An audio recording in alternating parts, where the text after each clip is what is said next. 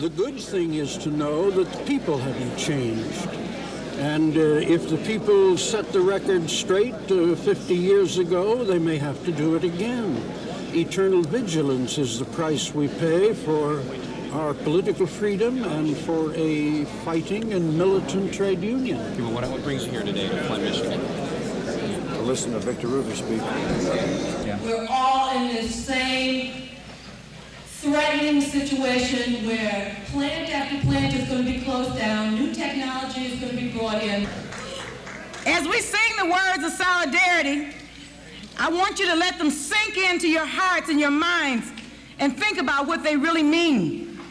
But I am not a GM member, and she's not a Chrysler member, and they're not Ford members, or General Dynamics, we're UAW members. And the whole point of that is that the grassroots movement of this union has to be revived.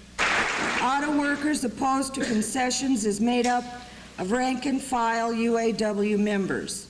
We are the heart and soul of the UAW, and believe me, we are the backbone of General Motors. Today, we purposely called this rally in Flint in this 50th year of our UAW, so we might be able to revive that old union spirit, which we will so badly need in the struggle ahead. It was 50 years ago when it was unexpected that just handfuls of auto workers in this very city could take General Motors on and create a union nationwide. It is only fitting today that we bring in Victor Reuther from Washington as a symbol of our solidarity. The rally today was developed to be an educational rally designed to discuss our problems and give some answers. This is a pro-union rally. Everyone on this stage, and I trust that everyone in the audience, realizes that every measure of in-plant worker dignity, every benefit, and the decent wages did not come from the generosity of General Motors' big heart, but rather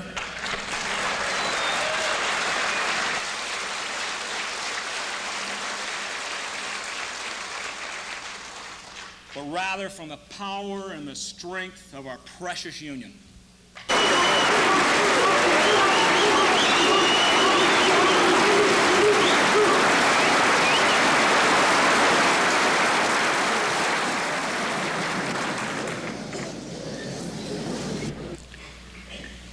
When I return to Flint, I'm coming home.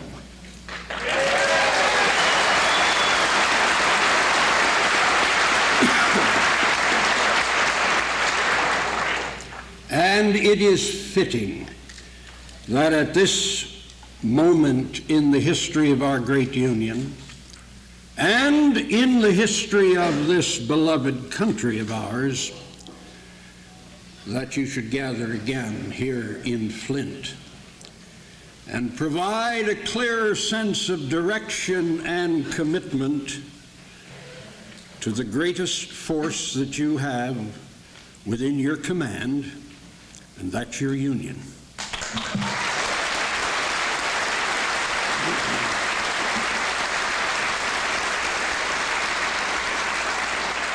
There are some, and unfortunately some in the leadership of the UAW, who suggested that perhaps Walter Reuther might be turning over in his grave at the thought of what his younger brother was saying these days. Well, let me set the record straight.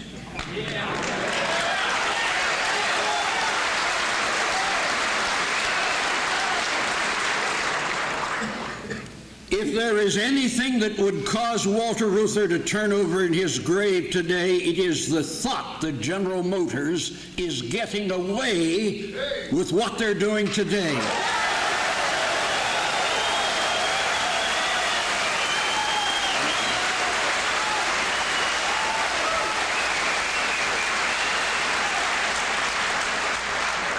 And I want to say, so that it is unmistakably clear, that I don't have to consult a deceased brother to know that what General Motors is doing is a betrayal of their commitments to its workers a betrayal of the communities that has helped it prosper, and a betrayal of this nation.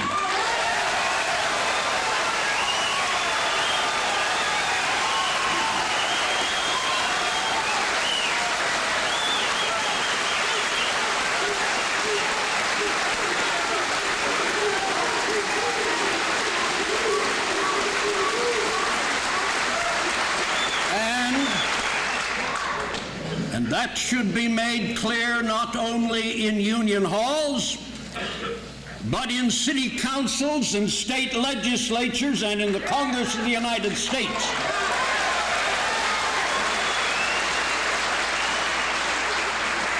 This great nation that once held in its hand the freedom and the destiny of the people of the world, because it was the arsenal of democracy, is now having its industrial strength exported bit by bit. Why? To enhance the profits of private corporations. There is no thought of the impact on the nation or the communities. Their loyalty never extended beyond their own pocketbook. And they can see great steel centers and auto centers turned into ghost towns. They can see the for sale sign on the homes that workers and their families have tried for years to pay off the mortgage. They can see those signs and have no twinge of conscience. But we are members of a force that is committed to not only the interests of those who do the daily work in this nation, whether they're steel workers or auto workers or rubber workers or school teachers. We have always been committed to justice to those people, and by bringing justice to those who helped build this nation, we do justice to the nation itself. And let the whole nation be reminded by you, for their destiny is involved as well, that the money manipulators of Wall Street, who can promote mergers and make billions by that manipulation, in the end, you and the people of this nation will be asked to pay the bill. I could not live with myself and be silent as to what is going on in this nation today, nor could any of you. And if you spoke out once before, you who are old-timers, it is time to speak out again.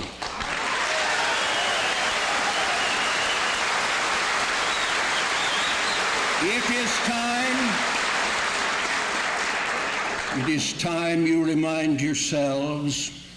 It is time you remind the leaders of this great union of ours, and to remind the nation that when it comes to questions of loyalty and justice to working people and the needs of this nation, there is no generation gap. And the younger people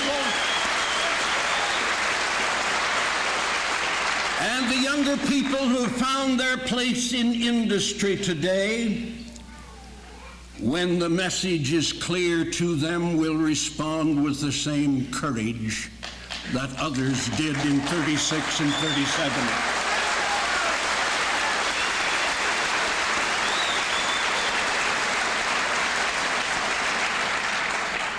There's a very simple lesson of economics that the brokers of Wall Street and the heads of General Motors and the steel companies have not learned yet. They may have to learn it the hard way. And that lesson is one that Walter tried to teach them a good many years ago. I remember when the Ford Motor Company first built what was considered a revolutionary automated engine plant in Cleveland, which reduced to minutes what once took hours to machine an engine block. And the plant manager, who was understandably proud about the technology, couldn't resist the opportunity to give Walter a dig in the ribs. So as he embraced this assembly line that stretched a half a mile in length, without a worker in sight, excepting an occasional machine repairman who appeared from almost nowhere when a flashing red light indicated a cutting tool needed replacing, the plant manager, with a sweep of his arm, said to Walter, "Well, Reuther, how you going to collect union dues from all these machines?" And Walter looked at him with a deadpan expression on his face and said, "Why, that's not what worries me. How are you going to sell your Ford cars to those machines?"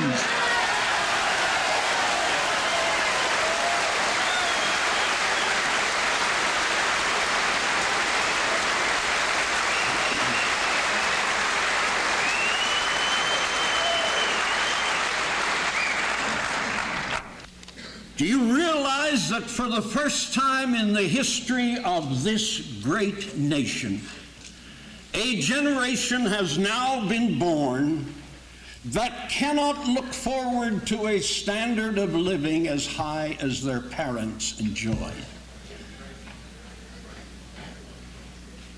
You're going to pull your tail between your legs and whimper in the corner? Or you're going to stand on your feet and say, "By God, this nation has a future, and the workers of this country have a future, and we're going to defend our jobs, and we're going to defend our nation"?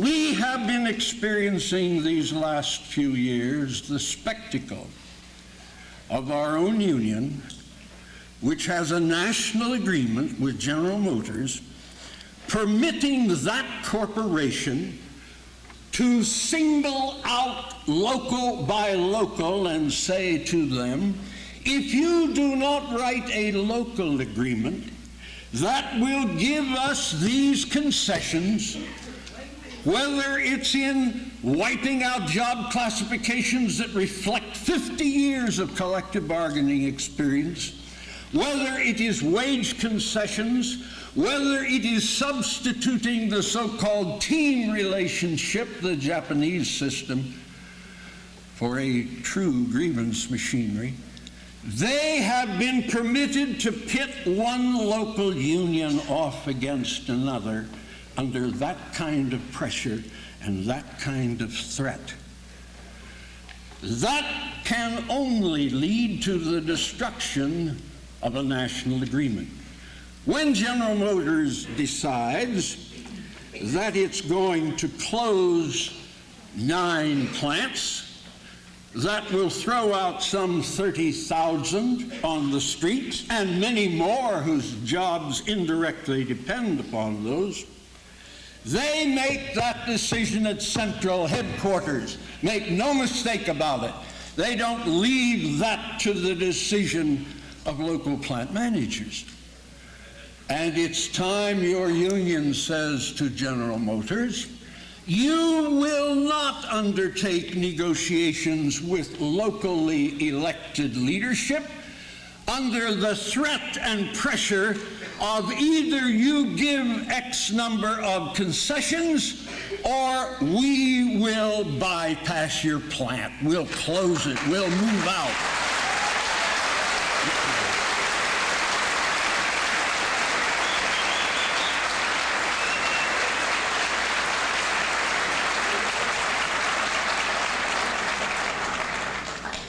I had assumed that lesson was clear after 50 years of experience, but apparently Our own elected leadership needs to be reminded of that.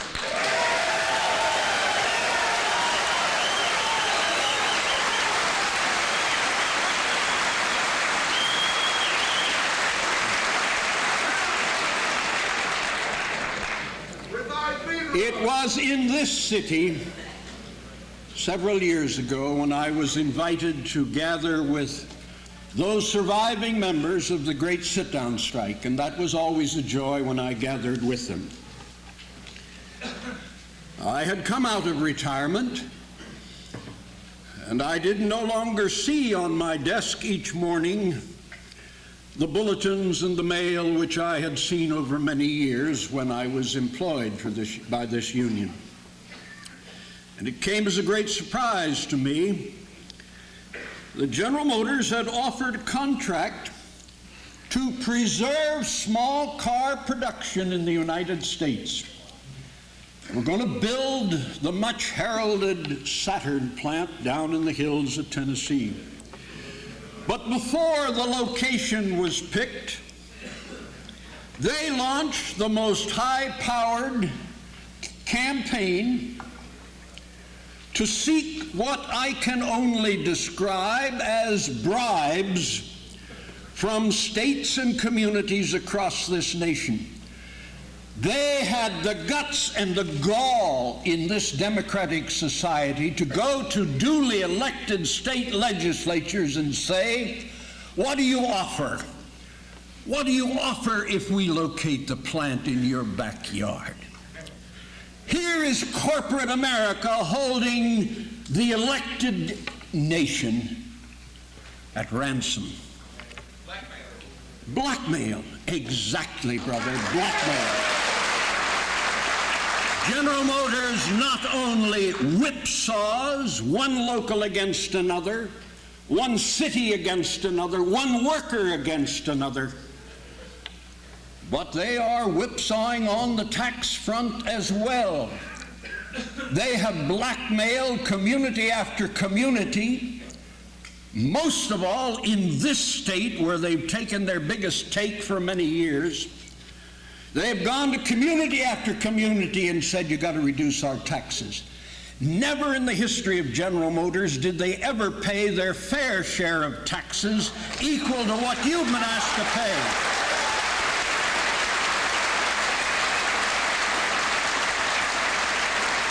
And now under threat of foreign competition, poor General Motors wants to dump their share of taxes on your shoulder. They want to bankrupt the school system. They want to impoverish the county and city governments throughout this state and throughout the nation. Should we be silent about that? No. You have an opportunity today to open wide that bargaining door so that every mayor and every city official and every member of state legislatures across this land will know that you are negotiating a new contract that is as much in their interest as if they worked beside you in the GM plant.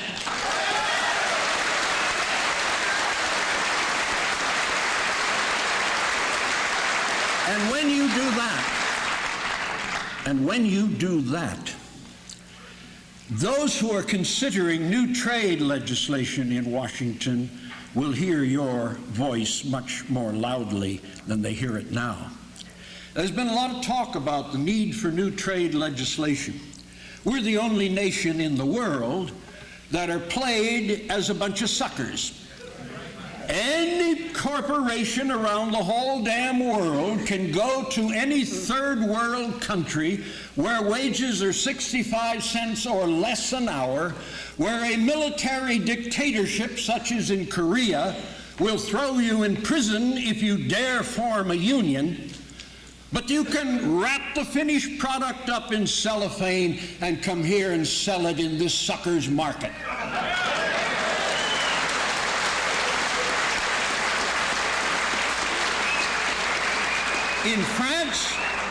In France, they will not tolerate the import of vehicles in excess of 4% of the total manufactured in France. We need that kind of protective legislation. We need legislation that'll make it impossible for General Motors or steel officials here to export at will the billions of dollars which they drain from our community, dollars that are needed here to keep people at work and to supply the goods and services that we need. We need trade legislation, there's no question about that. And we ought to do all that we can to help this union and other unions mobilize support for it.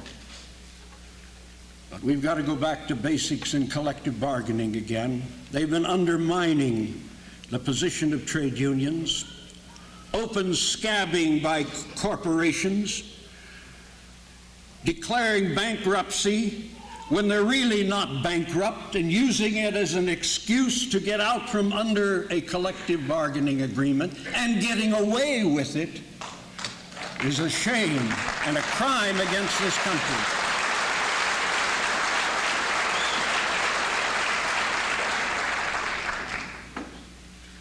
The most serious negotiations this union has had since the 30s is coming up soon. And in a matter of days, UAW delegates will gather in a special bargaining convention in Chicago. I'm sure they'll hear a lot about the kind of legislation that's needed, and they'll probably hear damn little from the platform about what we ought to ask General Motors to do. And that's where your role comes in, because this union is great, and it is strong, and it is powerful only if the members exercise their rights. No, Walter Reuther.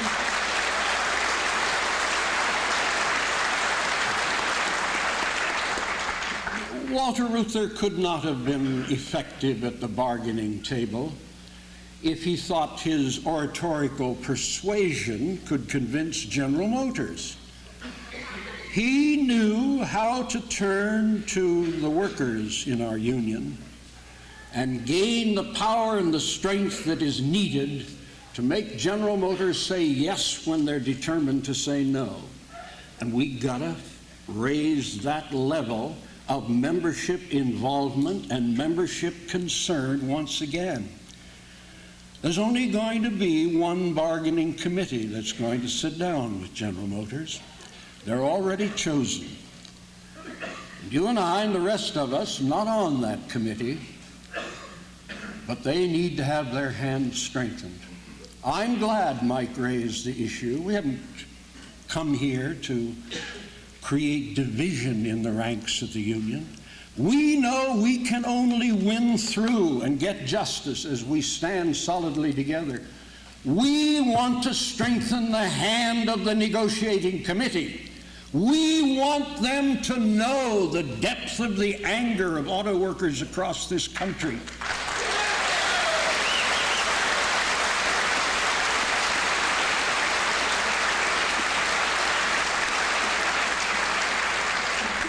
And when they know that, I hope they will then know and understand how to redirect that anger to where it really belongs, is the corporate structure in this country, which has been playing very loose with your basic rights and with the security needs of this great nation of ours. I want to mention one other thing, and I would not be true to myself if I did not. If you think the power and the strength of this great union of ours has been eroded at the bargaining table, let me say it has been eroded in terms of internal democracy as well. And that weakens this union. Anything that denies the members of this union their constitutional rights, anything that places barriers in electing able and bright and forward-looking younger new leadership, weakens this union. And I want to use this occasion to say here in Flint, where we learned the vital importance of solidarity in the ranks of our union. I want to say to all those who are in positions of leadership in local unions, and I hope the International will hear this loud and clear, for I've said it to them many times. We can only be a strong union if we remain internally democratic and respect the rights of our members to choose their leadership. When I was a boy and my father was a trade union leader, the Teamsters Union had a good name. They were the union that invited Franklin Delano Roosevelt to open his campaign for the presidency from the platform of the Teamsters Union. That union has fallen into disrepute because the democratic rights of members were ignored, and machine control became more important than internal democracy. This union of ours must never degenerate into a Teamsters Union. The challenges today that confront us, enormous as they are small indeed compared to those that the sit-down strikers were confronted with in the fall of '36. And let me tell you,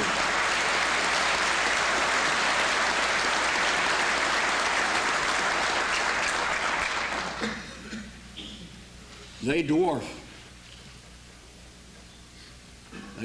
the problems and the challenges we were faced with then. We have a leadership today at the local union level, and Donnie Douglas is a marvelous example of it, who are better trained,